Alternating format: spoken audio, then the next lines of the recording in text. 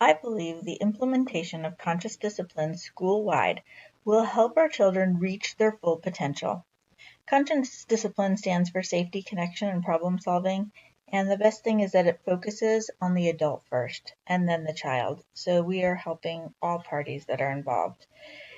So conscious discipline addresses all five of Castle's competencies: self-awareness, self-management, social awareness, positive relationships, and effective problem-solving skills.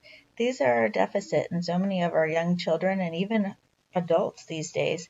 These are the necessary skills and strategies we need to be successful. When we implement it school-wide, it improves our social and emotional skills of the students. It helps the social and emotional skills of the teachers. It makes our kids ready for academic success, achievement, and readiness. When we have all those skills, then they are free to learn, and it opens up so many doors and opportunities for them. It also improves the quality of those student-teacher relationships, and it improves the entire school climate. SEL gives all parties the skills and strategies to be successful lifelong.